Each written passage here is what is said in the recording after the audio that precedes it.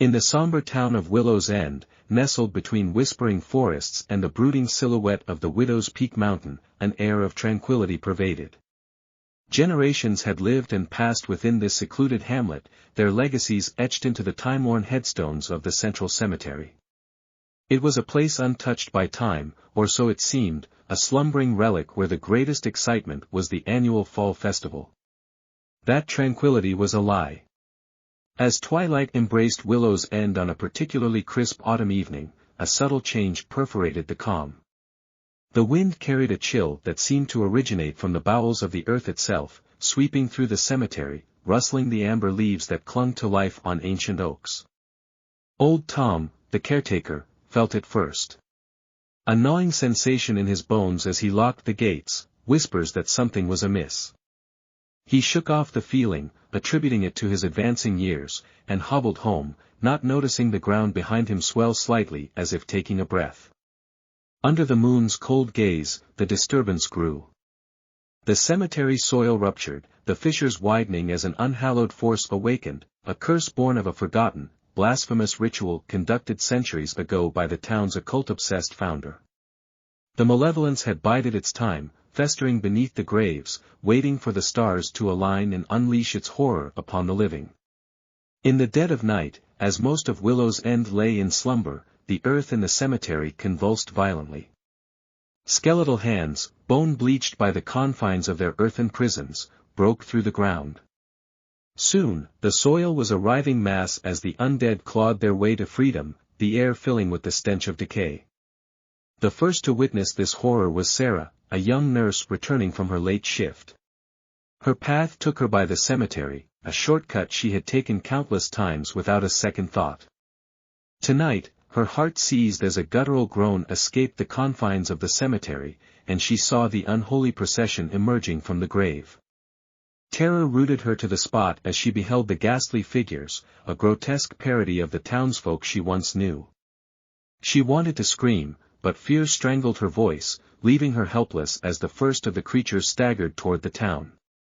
Instinct finally kicked in, and she turned and fled, her breath ragged sobs as she raced to sound the alarm. Mayor Johnston, roused by Sarah's frantic pounding on his door, was the first to mobilize.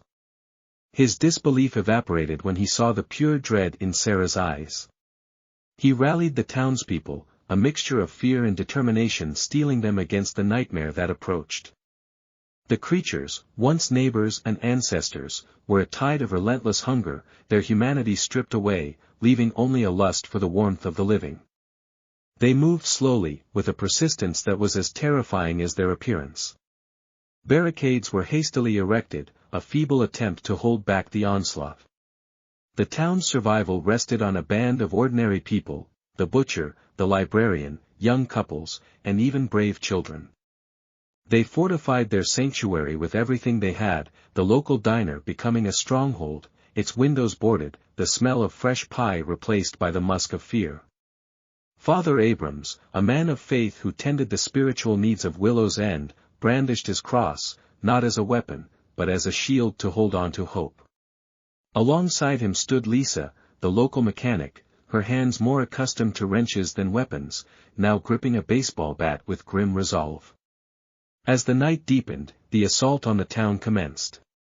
The undead swarmed against the flimsy defenses, their groans a morbid symphony accompanying the chaos. The living fought back with desperate courage, repelling wave after wave, but each victory was tinged with loss as friends fell, only to rise again on the other side.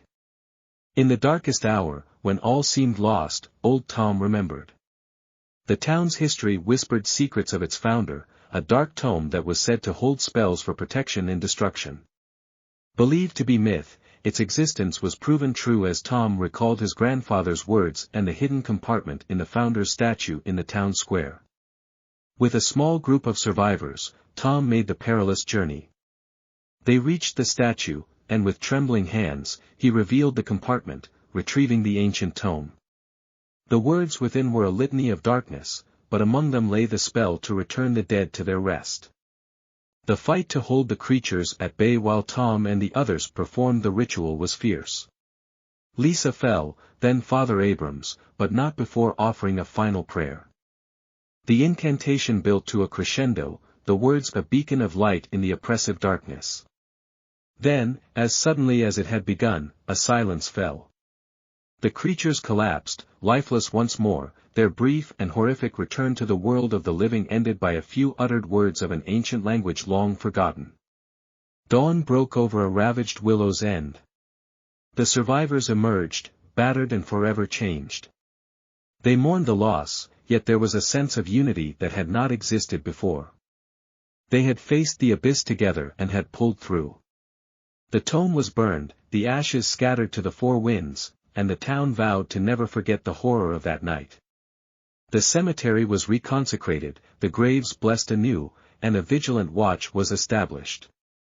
For the tale of Willow's End was no longer just a story, it was a warning, a reminder that some boundaries, especially those between life and death, were never meant to be crossed.